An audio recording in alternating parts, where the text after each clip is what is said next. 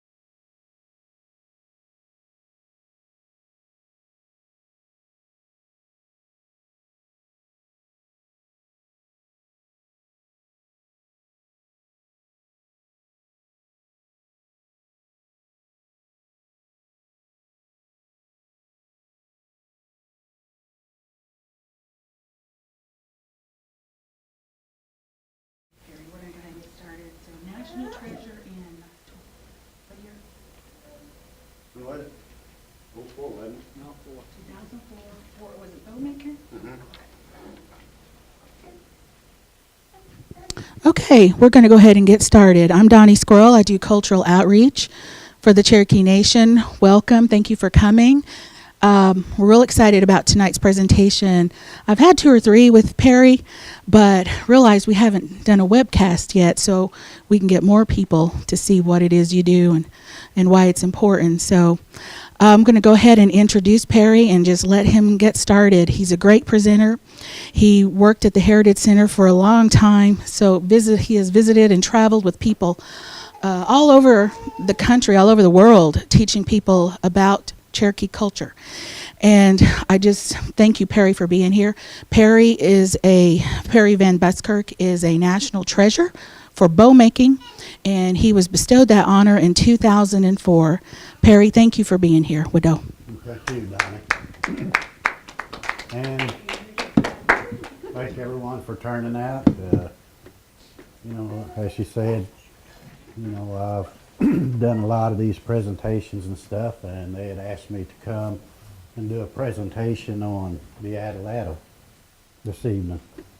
And the Adl Adl, was actually a device that actually got started and created like 20, 30 million years ago. It did? okay, you're good. Awesome.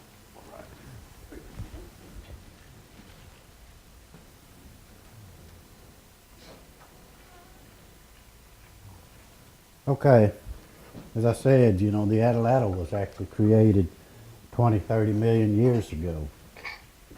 Taking in mind that before that was actually the time during the dinosaur age when man was actually just using spears, with stone points and stuff on them. And as time progressed and everything, and it's kind of like this. I mean, everybody's kind of got a theory and everything. So my theory is, man, as we are, we just start figuring out things to make things easier, to work better for us. So then, like I said, as the spears slowly started diminishing, they went into making the Adl Adl. And, this is just my theory, but it's just kind of like someone was probably sitting around thinking, now, how do we make this, to work better for us, where we don't have to get right up on the, right up underneath the woolly mammoth, the mastodon, bison and stuff, and, just throw these by hand. So, as I said, that's just my theory. If someone said, man, I'm going to figure out a way to make this work better and work more efficient for me. Where that way, maybe we won't take so many casualties of people getting hurt or anything like that. As I said, a long time ago, they just had the spears. So, you take in mind the woolly mammoth and stuff, as big and as huge as they was, the only way to do that was actually to throw this and impel it into them, or actually just run up there and gouge it in them. And, so as I said, someone got the idea of, if we can actually make something that will actually help us throw them, where we don't have to get so close or be right up on anything, that could actually hurt us, it would just actually help us a lot. So, as I said, they actually created what we call an Adl Adl. An Adl Adl was actually a throwing device. The Adl Adl can actually be made out of anything that you can pick up, and actually bone, wood, doesn't matter what it is, as long as you can actually attach a spear to it and actually throw it and thrust it and stuff. So what they done was they actually created these Adl Adls. These Adl Adls was actually a throwing device, which actually hooked these spears and stuff. And they also call these Adl Adls as a third elbow. So as you can see, you have one here, one here, one here. in a joint and stuff. So this is what they actually designed. This is actually to project this out, you know, without having to do it by hand. Because, you know, I'll just kind of give you a little rundown on this. Taking in mind that the world record spear thrower is like 1,108 feet. That's by hand. That's taking a spear and throwing it by hand, you know. That's pretty good, you know. That's further than a length of a football field. Tell you what, the world record on this Adl Adl is 887 feet. That's almost 3 football fields by using that device right there. That kind of lets you know like the difference of how much it makes for you. But you know, 887 feet, you know, that's pretty good. That's a long ways out there, because, you know, taking in mind, you know, as we said, with the woolly mammoth, the mastodon, bison, stuff like that, as they was throwing these, you know, they had big spears and stuff on them like this. But, you know, the spears actually started getting shorter down, but wider, bigger, where they would actually open up bigger holes and actually cause that mammoth, mastodon and stuff to actually bleed itself to death. So, as I said, these was actually designed with what we call an insert. And the insert was actually this, is actually inserted into this shaft. The reason they done that was actually for it to be reusable. So once they actually throwed this into that woolly mammoth and that mastodon, they would actually keep that woolly mammoth, mastodon, taunting it and everything. As that was in them, like I said, that woolly mammoth would fight around, work, and that shaft would fall off. So all they had to do is just pick it up, insert another one, and throw it back into it again. And just keep doing that till that woolly mammoth bled itself to death. But as I said, the points and stuff actually got, you know, a little bit shorter, because, you know, taking in mind the spears and stuff, you know, some of them could be a foot and a half long spears. But what they done was they actually started making bigger points, wider points, to actually do more cutting and stuff. And, you know, by hand, it takes it, you know, taking in mind that woolly mammoth actually had all that hair and as thick as high it is, because, you know, you're talking about like a giant overgrown elephant, you know. So in order to push that through it, that's what these Adl Adls was actually designed for. The Adl Adl actually adds that thrust and stuff that it takes to push these points and stuff through that, opening a hole up where, like I said, where it could bleed itself to death. And as I said, just, you know, any one of these, just like if this one was thrown into it, then you could just pick that next insert up and you're ready to go again. And also, to push these big points and stuff through, you know, it takes pretty good thrust behind it. So somewhere or another, they figured out that, you know, counterweights and stuff actually will do that, and actually give it so much more thrust is just by putting a counterweight on it. So when you're throwing this, like I said, that counterweight, basically it does just what it's supposed to, you know, counterweights the whole thing as it comes over and stuff, giving you more thrust and more power behind this. So once this was hooked up and everything, and like I said, we throw this gives it that much more thrust and power and stuff as we're throwing this. But right there is basically the idea of actually how you hold it. Any one of these,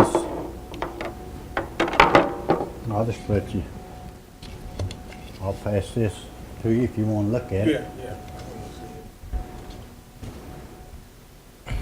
And Adl Adl basically is just any device, as I said, that you can actually hook that spear on. And like I said, the ideal of it is just to hook that spear in there And then you have to start figuring out what your release point is, you know, because if you release too soon, what's going to happen is as soon as this goes out, you're going to actually push this arrow and it's going to flip it. If you release too late and release too late, it's just going to push it down. So it just takes a little practice with anyone that does this or wants to learn how to do this. It's just like anything. You just got to take the time, practice with it, and you'll start learning that release point for you. And you know, each person's going to be a little different because they'll throw a little bit different, maybe a little bit more over, you know, sidearm or whatever. But basically the idea is just to learn where that release point is, and once you learn where that release point is, it doesn't matter if you throw it sidearm, over, or whatever, you'll pretty well know exactly where to release it at, because in that throw, that release is almost like just stop, and it just pushes that out. Because if you carry it on through, as I said, it'll actually dip that arrow down. And these spears and stuff too, the shorter ones actually creates even more thrust. Like you take this short arrow and you insert that in there with that short shaft, it actually gives it that much more thrust. The long ones was actually a little bit more for distance and stuff, you know, to go a little bit further. And then, like I said, it just basically they figured out that, as I said, in doing all of this, they figured all these things out as they went along. They figured out that without, you know, with that weight, without anything on the end, this shaft will basically fly in a straight direction. This point will stay straight, but the only thing is when you throw it, that back actually does this, because it has nothing to catch that wind and, as we'll say, like catch the wind velocity and everything. So what they done was they actually put feathers on them. And like I said, the feathers, they used wild turkey feathers, or, you know, basically any kind of bird you can put on there. But what that does, that feather actually picks the back up of that. As you throw it, it picks that back up and holds it straight in flight, because it catches and cuts that air and stuff, and it picks the back up. As I said, if not, it'll just actually wobble. And when it, like I said, when you project it out, first thing, it picks up and it actually flies level. Or if you're throwing it up, like I said, it'll fly straight. This back won't be doing this, because if that back wobbles like that, I found out that, you know, when you throw them, they don't throw as good, because, you know, that's actually kind of working around trying to just cut all that air and everything. So with this, with the feathers on it, it actually catches it, and like I said, just cuts that air almost in a straight line. And you know, as we said, like 20, 30 million years ago, that's actually when the mastodon and stuff, you know, was here on this earth. You know, that's when these Adl Adls was actually designed. Because, you know, they've actually found some of these Adl Adl handles archaeologists have with remains of the woolly mammoth and the mastodon stuff. And, you know, the woolly mammoth actually came first. The woolly mammoth was actually even just a little bit bigger, you know, had real long hair and everything. And then, like I said, the mastodon actually came just after that. The mastodon was the last thing that was here before it became extinct. And, you know, we'll take in mind that the mastodon, you know, we're talking 20, 30 million years ago. There's actually some pretty good thinking technology went into this, you know, because they kind of kept this and carried this over even into their arrows and everything. your arrow and all that stuff was actually designed almost in this same manner with the inserts and stuff like that. So you know, this spear is actually a pretty good, I'll just say, like pretty good thinking, ingenuity, almost like into perfection. You know, it's almost like you know, I look at it and think, you know, you can't hardly get any more perfection than that, except for changing the materials. But you don't change the design of nothing; it still stays the same. And you know, and the materials and stuff like that have changed because, you know, as I said, the world record and stuff for these, you know, he used the aluminum shaft when he done the world record. So like I said, he changed the material. You know, he figured out his weight, you know, figured out everything, figured out the wind speed, wind velocity, all of that. Like I said, when he went for the world record in throwing that, and like I said, throwing it with these Adl Adls and stuff. But anyway, I showed you that one, and anyway, I'm gonna show you this one so you kind of see the difference.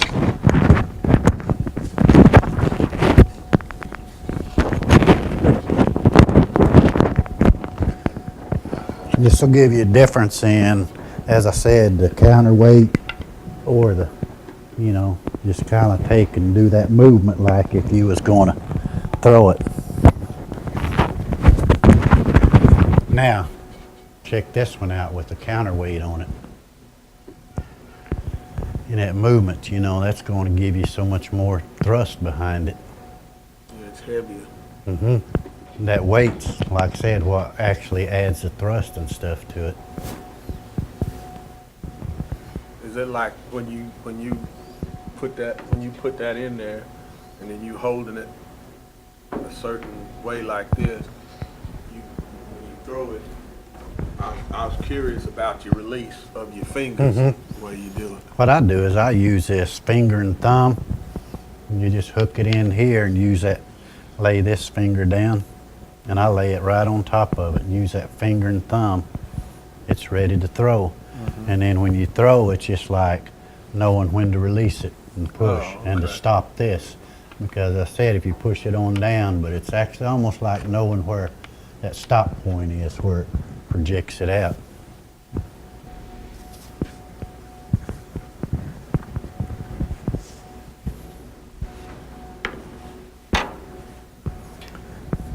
Were all spears made with river cane at that time, or did they find it made like No, actually they found like wooden shafts too. And you know, even nowadays, you know, some, but this cane is what I've made all of these out of. But you know, like I said, a lot of times we'll get dogwood shoots, you know, and straighten them out. To me, I kind of feel like, you know, you could probably make a shaft out of anything, you know, just as long as it had the weight and all of that on it and the feathers on it. You know, I believe you could just about project anything out in the same manner. So those right there are made out of cane. Mm-hmm. Yeah. And you know, the reason I do a lot of them with river cane is because river cane was actually like one of the main sources of as we'll say, like things that we had to use, you know, not only in the spears, but they made their arrows out of it, baskets. You know, there's just so many things that cane was used for. You know, they actually even ate the cane, you know, the roots and stuff too, and stuff.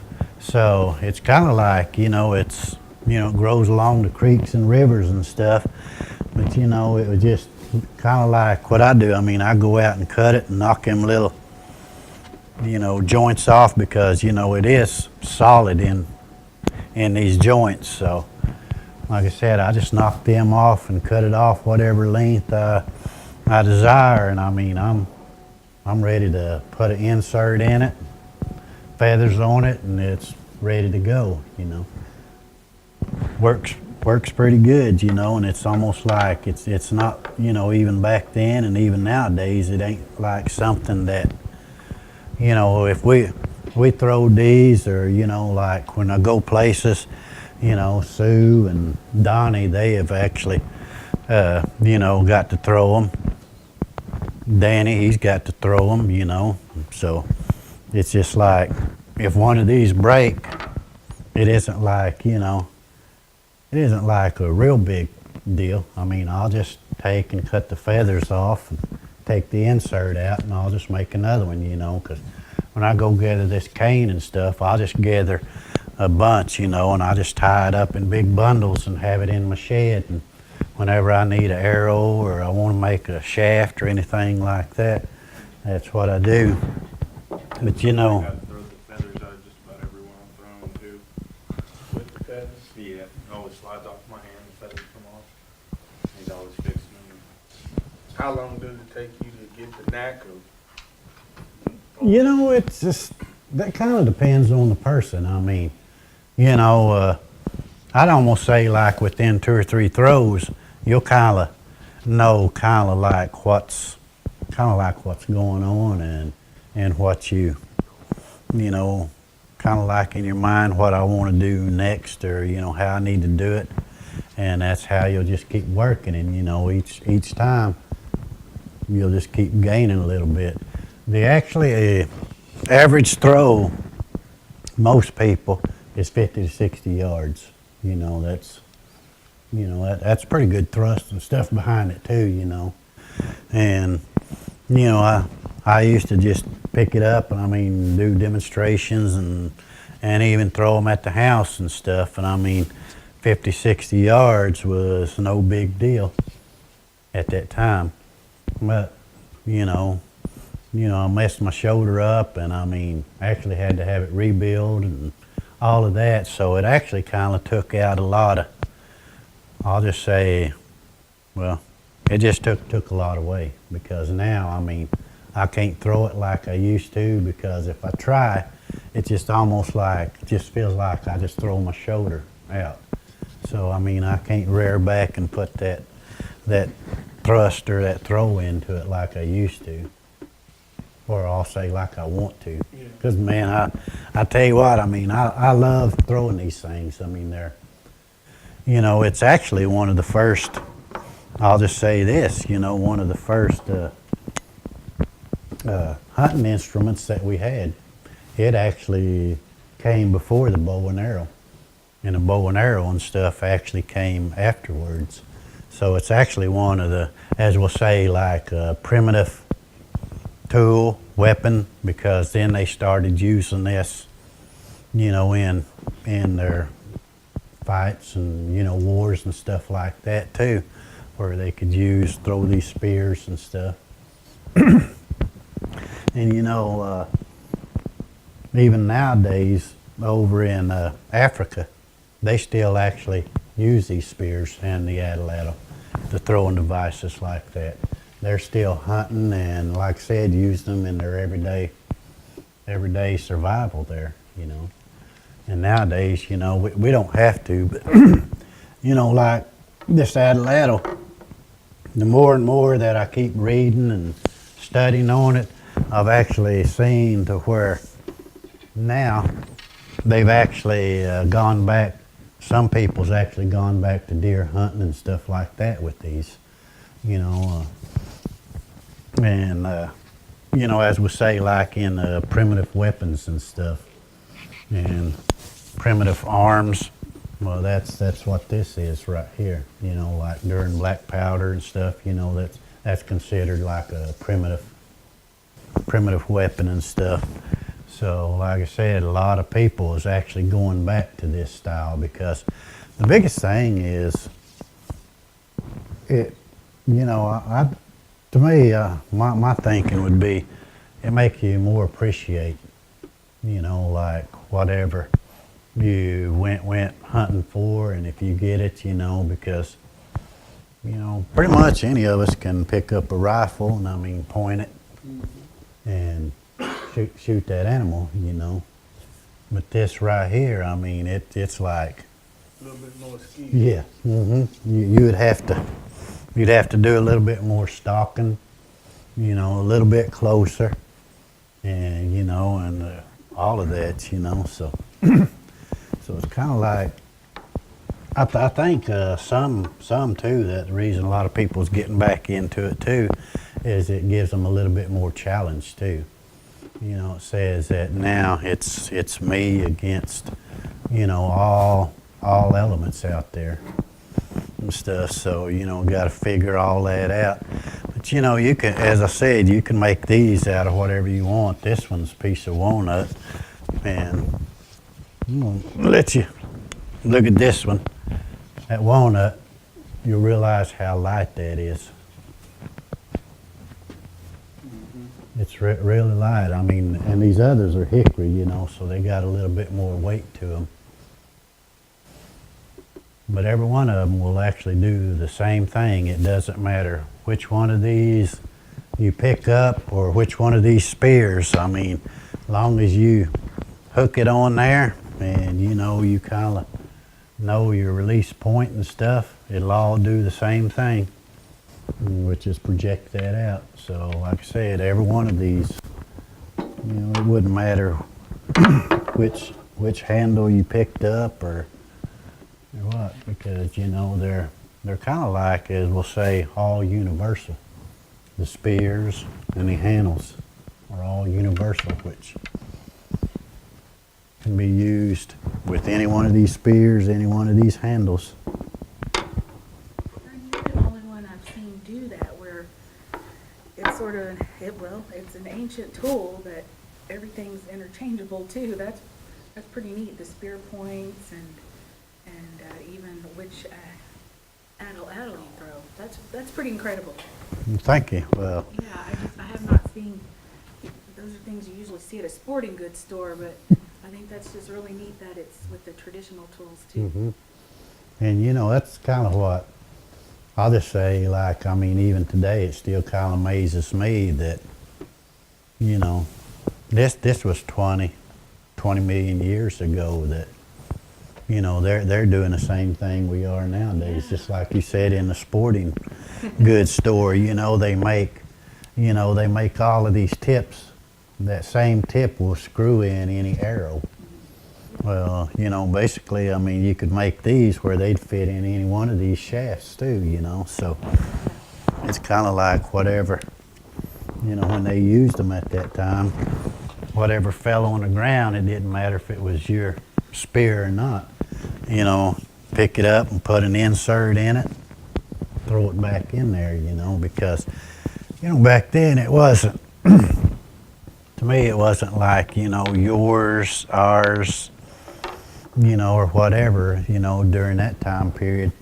You know, everybody was helping one another because they had to survive, you know, so it's kind of like, you know, we got to have this animal for clothing, we got to have it for food, and, you know, it kind of instills us that, you know, we'll be here and, you know, the next generation can actually derive from it, because if not, you know, we're just, you know, it's like without food, without water, shelter, anything, you know, we wouldn't survive very long.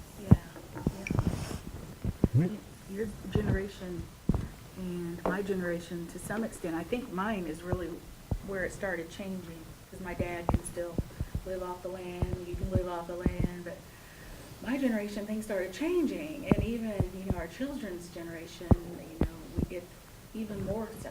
And you know, we kind of have missed those basics on how to survive. So if something ever happens, we're not going to know what to do.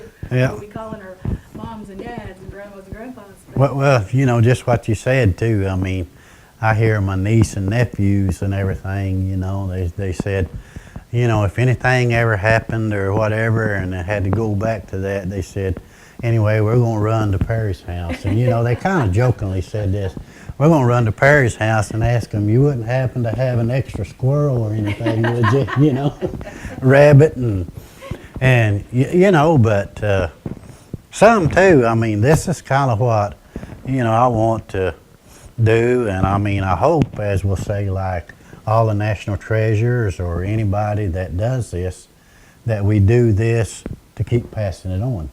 So that way we ensure that someone out there picks it up and knows it, and then that way can be able to, if that time ever did come, say, hey, look, hey, I remember this. I remember how that's done, so let's, you know. It's true. I Mhm. just spent some time with Larry Shade into some of our at-large communities and had a gig. And I think many times we think of National Treasure's work as art, only artistic expression, and it's there, but there's also that these things will help you survive in the world too. I mean, our ancestors did these things for a reason. And so it's just, I think it's just incredible that you're carrying that on. We have much to learn from you. Neat. Did I hear you say one time you would like to try to get a game started with the Adl Adl? Actually, I'd like to, yeah, I would, you know. You know, as we say, like, we all have, like, the traditional games and stuff like that we do. But nowhere have I seen, like, you know, with the Adl Adl or anything. You know, just like now, I've seen that Chunky's being actually brought back. You know, just like that. Right there makes a pretty good Chunky spear, too. I mean, it'll do the same thing in this Adl Adl, but you know, as you said, yes, would. I mean, well, you know, just like when we all went out and we throwed. I mean, plus you learn something. I mean, you learn, hey, this was something our ancestors used, and I kind of like this. This is kind of fun trying this, you know. So it's kind of like, you know, as they always teach you, even in school and this and that. Try to make learning fun, you know, but because if you do, then there's more to pick it up. But you know, I'd like to do that sometime. I mean, get people interested in this where we could actually, you know, actually start doing some of these traditional games with this, you know. And like I said, we could actually do, as we'll say, like for accuracy, you know, like set your target up for accuracy. See like who can hit the target, and then you could actually also too, I mean, actually almost do it like in 2 stages into that, and then the next stage would be like distance, and you know, so that way you kind of like, you know, you could score them like in the points, like you get so many points for hitting the target, and you'll get so many points for distance and stuff, you know, and just do that. Doing the bows, but you're doing it Right. Mm-hmm. this way. Exactly. You know, like their cornstalk shoot and stuff like that, you know, that they do. And then as you said, like their target shooting and stuff, I mean, you know, you do the same right there for distance, you know. You could even put a deer out there or a turkey and see if you could Yeah. gain the most food that way. Mm-hmm. I know that's how I learned to live off McDonald's. You get 2 screws, double. Mm-hmm. Have a McDonald's target out there. Yeah. Put a big old M, I guarantee I can hit it every time. I don't miss those cheeseburgers. I So you still put it like out to- there. I still like to hope. I mean, I eat the stuff today, but I'm kind of like a country boy, and I like the rabbit, squirrel, the deer, and all that. I like, my wife don't, but I do. Mm-hmm. I love it. I just can't get away from it. That's me. I mean, well, it's kind of like that old saying goes. I mean, you can take the boy out of the country, but you can't take the country out of the boy. Yeah. I just like the other night. I mean, I took my daughter, which I mean, you know, she's been around this stuff all her life, but her boyfriend, he's kind of new to all of this, so I'm not all there when it comes to all this. so it's like he's learning this. I mean, he's learned how to throw these, you know, and like I said, he shot my homemade bow, and the gigs took him crawdad gigging the other night, you know, and so, you know, it's just like kind of introduce him to all of that, you know, and the treat and benefit he'll get out of it is he'll get to eat some, you know. but you know, it's, you know, we go at night when they come out, you know, so. So what do you use to gig them? I actually make my own gigs and stuff, you know. I didn't bring any with me and stuff. The gig you did crawleheads with, only way I've ever caught them is with my hands. Mm-hmm. And you know, that's the way we done it too, you know, but we actually make gigs like, you know, and we'll take a light, and at night, you know, they're out everywhere, and we just take that gig in a bucket, drop them in that bucket That's a and little stuff. easier than just trying to catch it with your Yeah. hands. Mm-hmm. I can beg to differ on that one. That's it. No, that was a rock. But you know, and like I said, that was his first time too, you Yeah. know. So, but like me, you know, I'm not saying I'm the best at it, but you know, I'm a veteran at it, you know, because you know I've done it all my life, and He's the you know best that I've seen. he can tell you. I mean, I just, you know, I'm like put it in that bucket, and then you know what I tried to teach him was, look, you know, you're moving too fast in that water. Yeah. Watch how I move, you know. Take that one step, and I stand there and I look, and you know, it's kind of like this. I'll gig everything that he didn't see, you know, because he moved. And like I told him, the less you can make that water move and any ripples, you know, the more crawdads you'll actually see and get, you know. And a lot of times the slow movement keeps you from muddy and dirtying up the water, because you move too fast, then you're going to dirty the water, going to muddy up on you, then you can't see And nothing. that's it. 3 snakes I seen, he's lucky I wasn't swimming back to shore. Yeah, one snake I seen him gig at and run backwards. I did too. I was like, But the snake I seen, kept her from gigging the rest of the night. I did not run backwards, did I? I mean, chase it and get it out of there. Hey, he had 3 Gig prongs it. on his gig. I had 2. I gigged mine. It just went in between the prongs. He was nailing his. You every know, time. it don't matter if it's 2 or 3, but you know, it's just, well, you know, as we're talking, I mean, but you know, things happen in your life, just like we went gigging one time, my brother and my wife, she was there. And anyway, we was gigging, and you know, we was raking around in that trash, you know, in the water. And little did I know, I mean, that snake was in there hunting for his food too.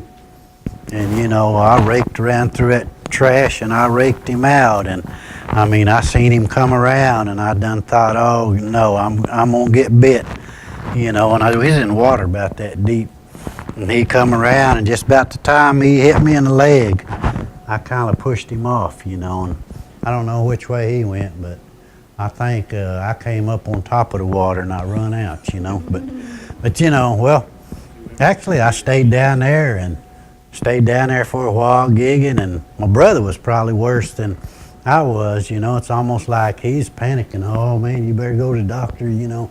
Oh man, and I'm like, well, let's just kind of wait, you know. And I think just by being in that clear creek water and that running water, I think that actually kind of helped like wash a lot of that poison and stuff out, you know. So anyway, you know, we stayed for a while, and finally, like I said, we went to the doctor and stuff, and they gave me shots and everything. And you know, it could have been worse, but you know, there's just a spot about that big got black, and I mean, it was just like layers of skin would just turn black and rot off for a while, you know. But as I said, you know, when things happen, I tell you, that actually made me gun shy of the water for a while.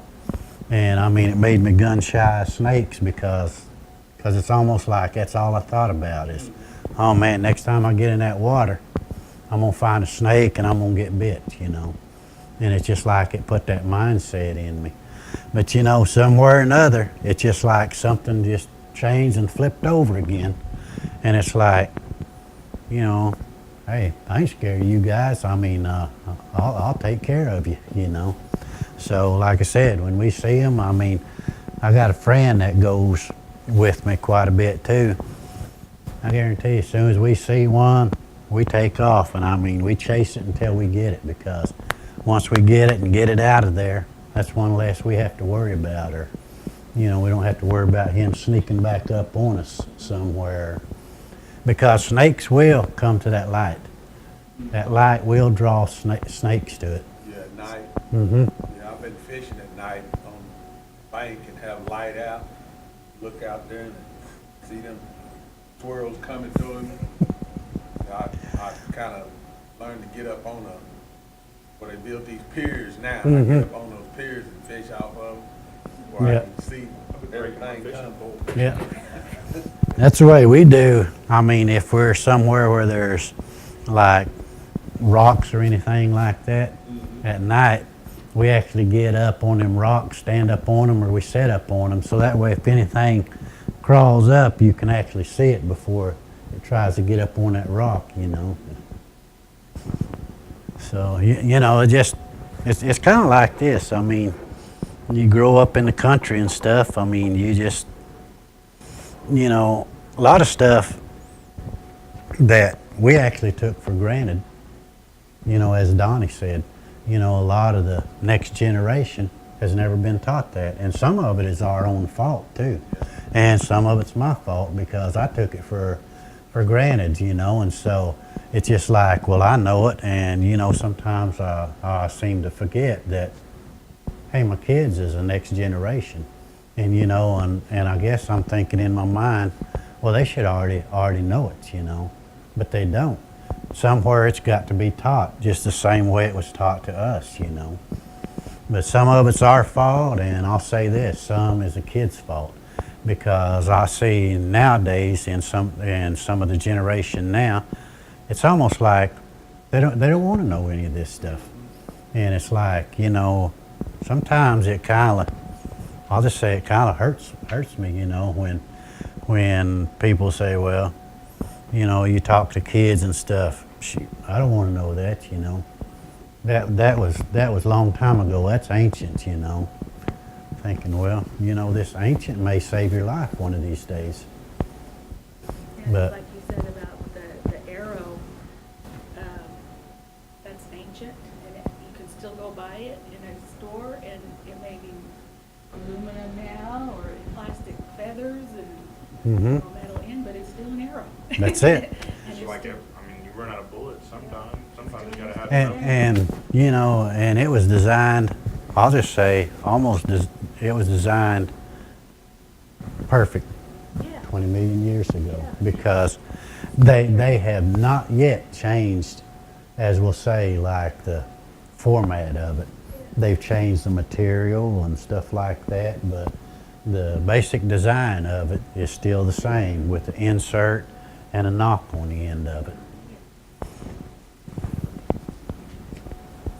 Harry, can you hold up the Adl Adl again, the one with the weight on it? Mhm. The out? Mm-hmm. Okay. I just want, we have people watching, and I wanted them to see it a little better.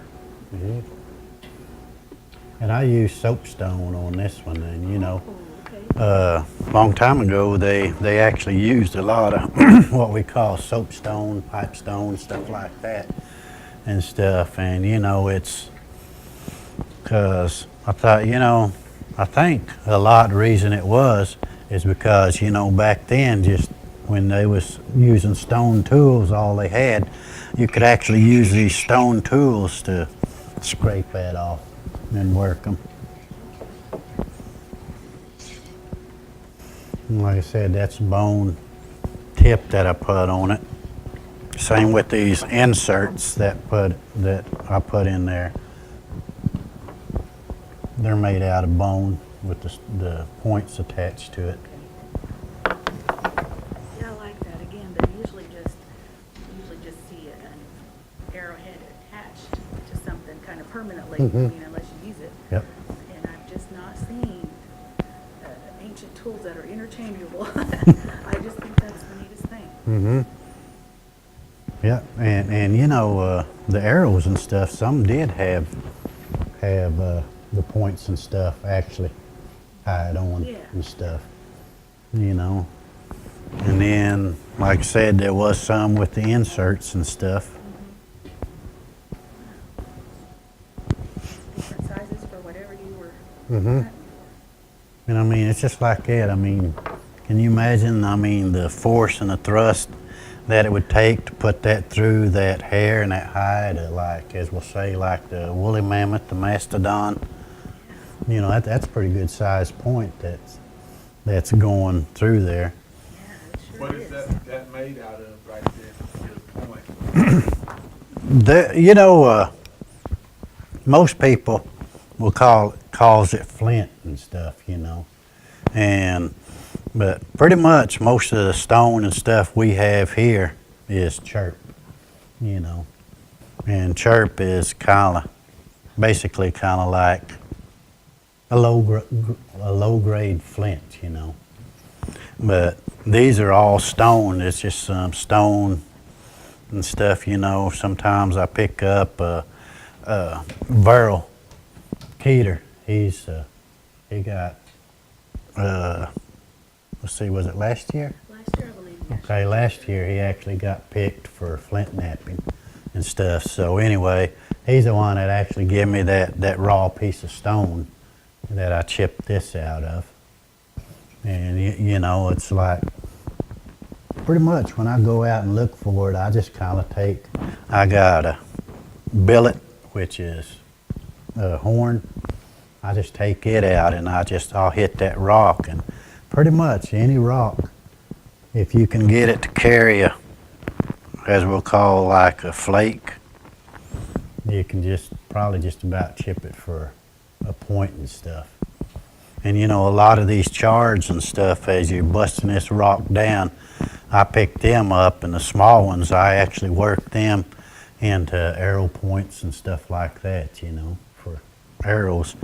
So, you know, there was a lot of uses for it, you know. They actually use these for knives. I mean, you know, they actually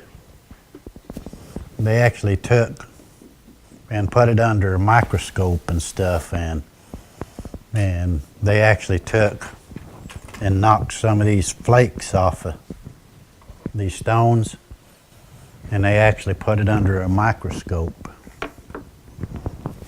The edge was so flawless, you know, you could cut, you could shave with it or whatever. But you know, in that they actually took a razor blade and actually put it right beside it in a microscope, and that razor blade actually looks almost like an old rusty saw. You know, you wouldn't believe it, but under that microscope you'll see how actually rough that is, because you know that machine cannot grind it down. But when you chip a piece off of that, it's just like the edge is like silk. And you know, I used to do a lot of demonstrations and stuff. I mean, I would actually cut leather and stuff like that. And you know, I used to have people come up, and I'd be using the stone tools and stuff like that, showing them. And I'd have guys come up and say, well, is it sharp as my knife? And I'm like, you know, I don't know. I said, you know, but you have your knife with you? Yeah. I said, well, let's just try it and see, you know. And I just take that leather and hold it up like that, and I said, here's what this will do. I just sit there and I mean, just keep moving it out and just slices off of it. I said, now, you know, here, try your knife. And half of the time we've actually got it laying on the table, and I mean, putting pressure on it, you know, because, you know, it's just, I mean, that's the difference in it. Barry, I think we have about 5 more minutes. Can you talk a little bit about our concept of, you know, when we hunt, using what we get and not letting things go to waste, things like that? Mm-hmm. Man, you know, as you said, we was actually taught that way too. I mean, and you know, it's not just us, but that actually went back, as we'll say, through generation, millions of years ago. You know, we're even talking like 200, 300 million years ago, you know, when people was hunting during, as we'll say, the dinosaur all the way up. They knew that, you know, everything had a use. So when you killed an animal, You take that hide, you use it for clothing, you use it to tie things with. You know, they actually made shelters out of it. The bone was made, actually used for tools and things like that. And, you know, and I'm still kind of like that nowadays, you know, with as we'll say, like Donnie said, the concept of it, you know. I don't like to get anything, and I mean, it's kind of like this. If I go hunting, and, you know, these guys are with me, if they want meat, you know, I'll help them get meat. But if you know, if I'm not going to take any home with me or I don't want it, then I'm not going to kill it just to be killing it, you know. So it's kind of like this, you know. I kind of put it in play first, like, you know, and with these guys that I hunt with, I like the way they hunt because, you know, they're not out there to just kill everything that walks, you know. And we all get together and say, well, does anybody need meat, you know? And, you know, someone says, yeah.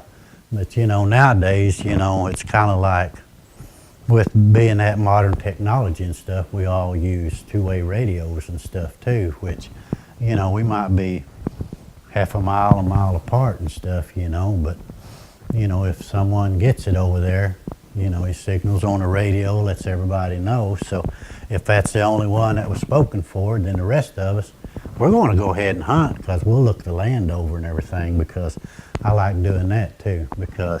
And I really love when they put us into, as I'll say, like new grounds.